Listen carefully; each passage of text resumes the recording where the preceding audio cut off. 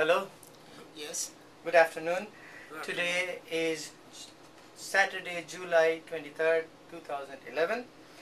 I am speaking with Dr. Subash Sikder. Dear Doctor, tell me about your home, Apna Desh. How was it? What is your Desh? Well, my home country was Bangladesh. Okay. Village, district. In the district of Barisal, in southern part of Bangladesh. And the village was Aura Bunia under the police station of Katalia. Katalia police station, Aura Bunia. Yes. So how was the village like? It was really a traditional village. I was born in that village. It's a small village, but how many families? All together around 25 families. Families. As you know, in Bangladesh, villages are usually either Hindu village or a Muslim village. But this was a Hindu village, no Muslim family. Okay, 25 Hindu families. Yes. Were they your extended families, or they were some not related as well? No, on extended family was only 5 families, besides 20 other non-related. Now, tell me about how the village looked like. I mean, the buildings. It's a country life. There's a muddy road, and houses are wood frame and with tin shed. Tin shed. But there was only one house. Not house. It's 1, 2, 3, 4. 4 houses was building. Okay. That was next to our. Okay. You had trees and ponds in your property? Yes, we did have trees, surrounded by trees and ponds, and also a small canal. Canal connected to what river? That river is called Bishkhali River. That was a very big river. Bishkhali River. Yeah. So, who was there besides you in the family? In my family? Yeah. My parents, my grandma, my 4 brothers, including me. We are 5 brothers. 5 brothers. 2 sisters. 2 sisters. That's our family. Immediate family. And next to us there was my uncle's family. They had 4 uncles. One had 4 family members, another had 7, another had 8, another had 7. Okay. So did you go to school there? Yes, I did. I finished my high school in. That's the name is Aura Bunia High School. So you had a high school too in that village? That village was named the same village, yes, name, but village was that school was approximately 1 mile away from our village. So how did you used to go there? By foot. By foot. In winter also, and in monsoon also? Yes, winter monsoon we had a lot of water. We had to take that water up to knee high. Okay, and you used to wade through the water to go to all brothers and sisters? Yes, in our time. It was a co-ed school? It was a co-education school. Okay, and so you studied up to high school over there? Yes, I did. How would you say the school standard? In southern Bengal, Aura Bunia High School was one of the best schools in our time. All right, and so after that, what did you do? Where did you go to college? After finishing high school from Aura Bunia, I went to Jhalokati College. Jhalokati I finished my 2 years Jhalokati College, higher secondary education over there. Okay. So how did you, when you're Jhalokati, you used to go from home? No, I was staying in a hostel. Hostel? That means dorm. Dorm, there was a dorm there? Yes, there was a dorm. Okay.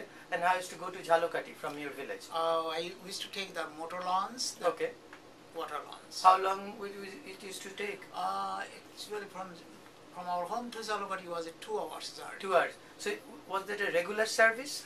No, it was one was at 6 a.m. Okay. The next was 10 a.m. Another was I think 2 a.m. like so this. So there was a regular service every 2 hours or 3 hours? 2 3 hours, yeah. Okay, so throughout the day you had that kind of service. That's nice. And so from the Jhalokati port, how far was your college? It was within the Jhalokati city of it's a subdivisional city, and our college was about 1 mile away from the city center. From the port, river port? Oh, from the port it would be 1.5 miles. So I used to go there? By rickshaw. Rickshaw, okay. Um, and so after college, where did you go?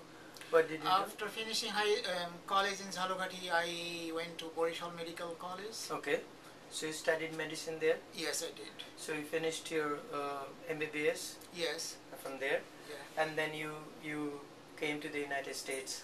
Oh, after that, after I finished medical school in 1981. Okay. After that, I worked 2 years in Bangladesh. Okay. 1 year I worked in Chittagong Hill Tract, and another year I worked in Chittagong district in the Sandip.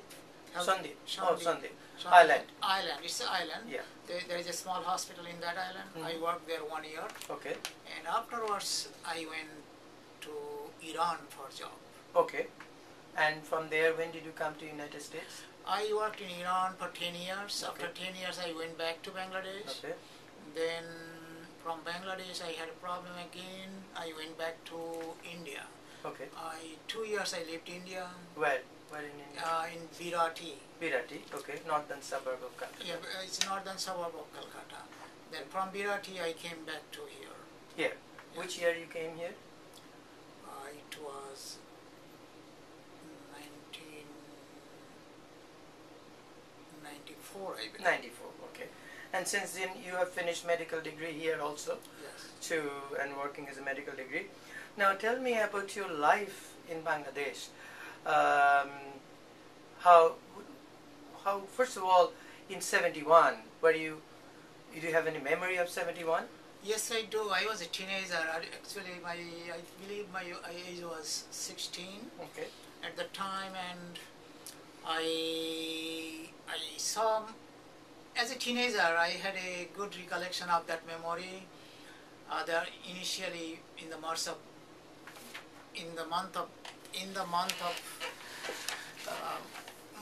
March, I believe, there was a declaration by Sheikh Mujib that there will be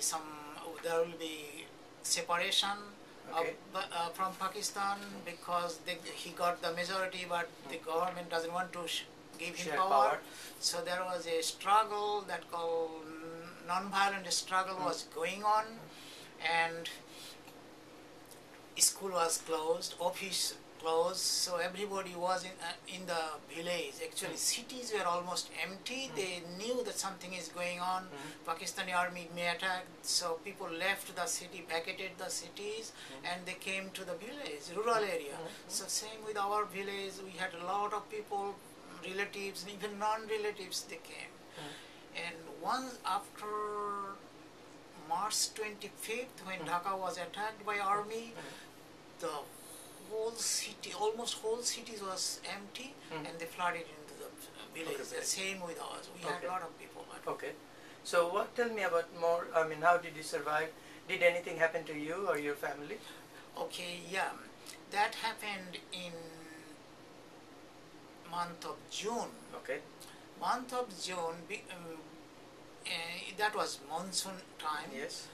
I had been at home one day, I cannot remember the exact date, Okay. but one day around 9 o'clock, somebody came to, we had been actually playing cards Okay. with our friends. Somebody came to me, it's my elder sister, cousin sister. She told me she was running and she was running and screaming, leave area, go to safe place, army is coming. So I did not believe it first, because we heard the same warning before. But however, I understood her body language, and then I ran to our home, because I was in neighbor's house. Okay. When I came to my home, everybody knew that something army is coming, so everybody was running. Okay. And I also ran, and we took a refuge. I and my uncle, we took a refuge to one of our Muslim neighboring house. One of our Muslim neighboring house. Okay. So what happened then? When I went to there, the Muslim uncle, he said, okay, no problem, come in. However, his son, he said, no, you can't come in because there could be problem for us because of you. So leave our home right away. Okay. So, at the time, shelling and firing started. We hear the bombardment of the, I think it should be cannon. Okay. bombarded Cannon with fire. cannon and machine gun firing. From water boats? Gunboats? Oh, the army by the time landed in Aurabunia, we call Bandar, it's a port. Port of Aurabunia, in the bank of Biscali River. Yeah, So they started firing shells and machine gun from there, but it was now the sounds were so loud. Everything was shaking, like ropes, trees, everything was shaking. So we ran out of that home. We jumped into a marshy pond. And we stayed there for an hour to get cover. Okay. All the family members? No, that was, I do not know where my mother, my other brothers, my father went. We are detached. Oh, I see. I and my uncle was in the group, Okay. two people. So then around noontime, there was a little breakage of firing. Then it started a small arm firing. Then at the time we came out of that pond. So we started to walk, crawling through a paddy field, green paddy field. And we saw some uniformed people with rifle. And I thought, it's just within few years, and I thought they are going to kill us. And I thought, this is the end. My uncle hugged me, I hugged him, and we closed the eyes. We thought, this is the end of life. But after a couple of minutes, nothing happened. Then I thought something wrong. We opened the eye, and so I saw these uniformed people, 5, 6 people with rifles, they are going away, bypassing us. And I understood later, those were not the Pakistani army, those were the freedom fighters. Not freedom fighters, those were the police of our... Your Bangladesh police. Bangladesh police, they were running away from army. Yeah, okay. And then we took shelter to another, that's called a field of sugarcane field. And we hide against the wall of the sugarcane, that's a muddy wall, against the wall, and we hiding there. And we saw at the time from that wall that a lot of thick black flames coming out from all the Hindu villages. Oh, Hindu villages. Yeah, it's not not Muslim villages. Yeah. Okay, so how did you then, what happened to your family? Did you connect with your family? Okay, so by this time there was evening. By evening we came to know there was no firing at all. We came to know the army already left. So we rushed to our home, and thanks God, all of our family members came back from different places, but our houses was looted. Even our furnitures or valuable belongings, everything gone. Gone? Yes. Okay, so but nobody was killed from our family. So then what happened to the rest? Okay, so at that night, immediately we heard the news that a lot of people in the neighboring, our village was actually 1.5 miles away from the port where the army first landed. So we heard the news that other Hindu villages around the port, they got massacred. A lot of people died. So what happened, go ahead.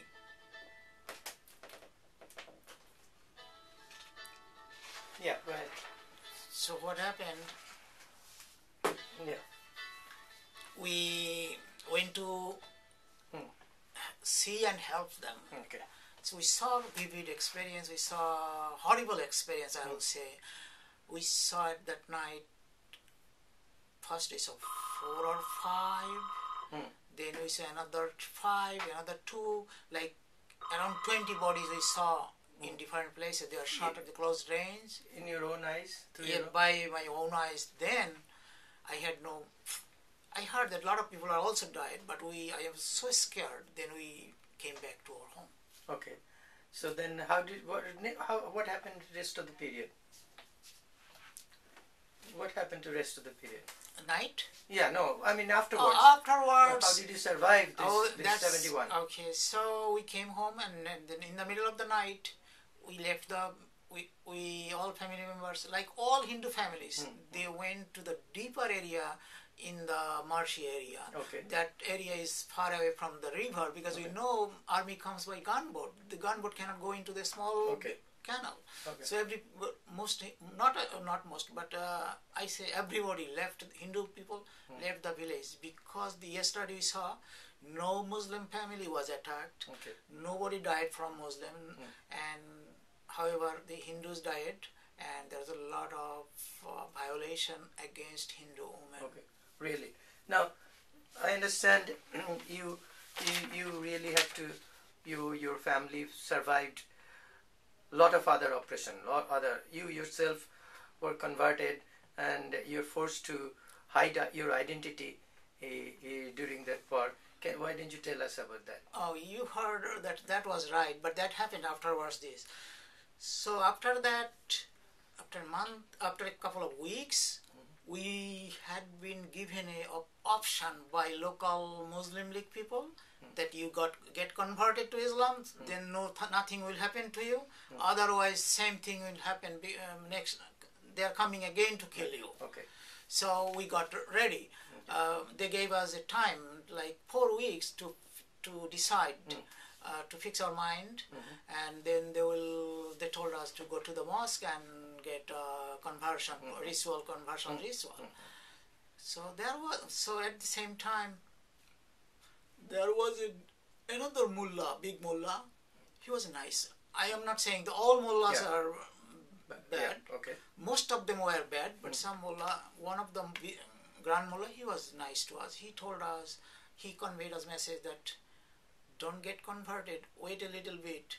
Things may happen, when the freedom fighters may come, then you don't have to do that. Okay. So we took,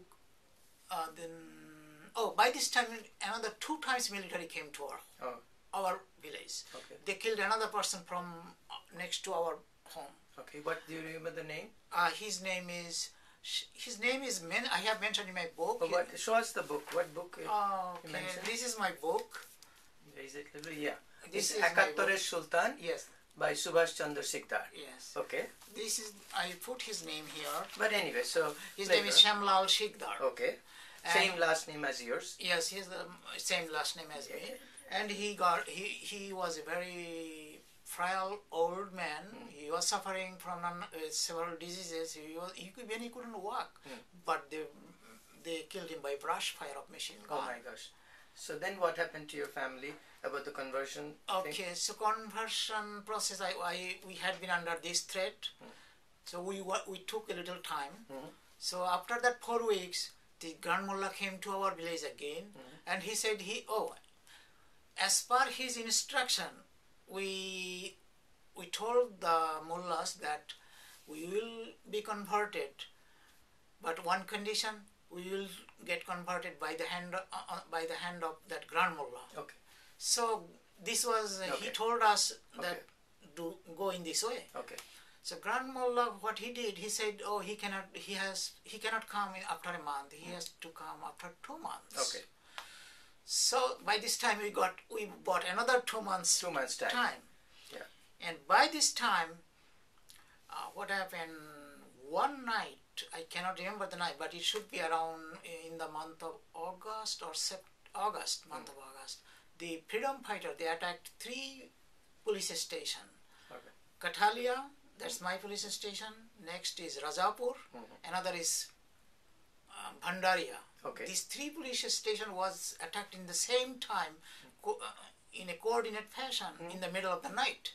And all 3 police stations fall into the the liberation force. The liberation force. From the next day, this threat of getting Muslim, being converted is gone. Okay. All right. So how did you survive rest of till December? In the month of August, I went to India by a boat. But my family survived. What they did, I heard from my parents that they used to live in the deeper areas of jungle. Okay. And marshy area, Plains. so that army cannot go. Okay. And when the Liberation. Liberation Army started their action, the army didn't come that much. Okay. Now, have you ever, do you know, besides those family you already mentioned, do you know of any other individuals who suffered, who got killed or injured since you have been growing up in East Pakistan, Bangladesh? I have to go through my book because I forgot the names. No, you don't have to name. But have you seen other people being victimized also? Yes, I did see the lot of other people in other small villages victimized. I can remember one of the female student from my school. I knew her because we used to go same class. She got forcibly, she was converted, her father was killed, and she had to get converted to Islam religion to marry someone forcefully. Oh, she still lives there in Bangladesh, some village, some place. No, she, after liberation, that husband, he was a Rajakar. Yeah. He was a Rajakar, and he got killed. Oh, and I heard she went to India. She fled away. So okay. Now you have grown up as a Hindu minority in East Pakistan and Bangladesh. Do you think it is safe or good place for minorities? Have you ever been discriminated? So have you ever heard anybody been discriminated? Okay, that's a good question. I should say I was a good student. Not that much, but I was a good student. So I was placed in the first division in high school and intermediate level. And at that time, when I took the test for medical school, I was lucky because at the time Awami League was in government. There was no discrimination for that time, so I got easily admitted. But when Awami League government was gone by 75, since then, I saw in my class, we Hindus had been, in my class of medical school, we had been about 1/3 of the student. Okay. That means 20 students in every class out of 60 total. But since 1975, every class had 1 or 2 or 3 students. So is it because that? Do you think it's because of discrimination? Yes, it is. Because of Hindus were not doing well? No, it is not doing well. The Hindus were doing well in education, but because of discrimination, Hindus were not admitted in the schools, especially the professional schools. They did not admit them. Better schools, universities, and they were not given jobs even. Yeah. Now, what happened? Did all the families in your village? You mentioned there were 29 families, Hindu families. 25 families. 25. What happened to them? They all stayed back, or? After liberation of Bangladesh, they came back to their home. However, in the long run, now I can say, now I have the statistics, only 2 families are there. Or 23 are vanished? 23 are vanished, but most of them went to India, but some of them is still in the cities. They relocated for safety. In the cities are comparatively a little safer. Really? I thought villages are a little safer, but no not. longer. Cities are a little safer. Have there been any, have you witnessed or have you heard of any rioting against minorities? Besides 1971, we had riots several times. In our area, there was a small scale, but in the Bhola area of Bangladesh, there was, I cannot remember the exact years, but there was a couple of big riots over there. Now, do you know,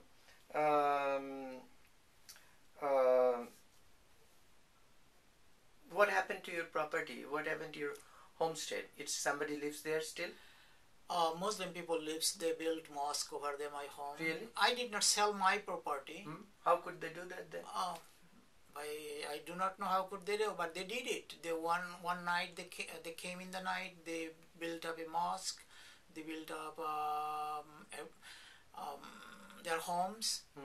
And I heard, because some of our family members, not family, our cousins, they sold their property to the Muslims, but I didn't sell. Okay. But I have no property over there in my possession. So any of your relations still live there? Nobody. In Aurabunia? My relatives do not live in Aurabunia. Okay, they are elsewhere. Yeah. So when you go back, what do you go back? You don't visit Aurabunia? Last I went Bangladesh it was 1996, I believe. Oh, so it's a long time. A long time. I didn't go. Yeah. Now, now since you lived in West Bengal, I thought I'll ask you, why do you think Hindus have been fleeing from Bangladesh, but not Muslims from West Bengal? Muslims are not fleeing from West Bengal to go to Bangladesh. That I cannot answer why they do not come, why they do not leave West Bengal. But I can say why I left. Because we are getting discriminated, getting tortured. We go to the police. Police does not take any action. So how can we have no security? They are beating us. They're killing us. They're raping our females. So that's that bad. So yes, that's why you cannot live there with dignity. I'm almost at the end. Do you know, because of the partition, did anybody benefit? Hindus or Muslims, West Bengalis or Bangladeshis, rich or poor? Did anybody benefit? I believe my relatives, nobody got benefit, because some of them didn't have a chance to sell their property. They left the property and went to India. Okay. Some of them sold property, but with, less than... Yeah, very small, below market price. Below market price. Or token price. Token price. So I believe that nobody of our relatives anybody benefited? I don't think so. Hindus or Muslims? Muslims got benefited because they are getting this property with nominal price, or sometimes even without any price. Okay. Do you think Hindus and Muslims can socialize, can live together? Well, when I was a kid, at the time there was a good social harmony. We used to live together. However, things has been changed. Nowadays, it's totally different world. Now I doubt it. Okay. Is there anything else that I didn't ask you to like to add? I'm almost at the end. So is there anything else you like to say or share? Well, I hope that you and I, we can all, what we can do, we can share our story, we can share our fact. So that means that Hindus are human beings.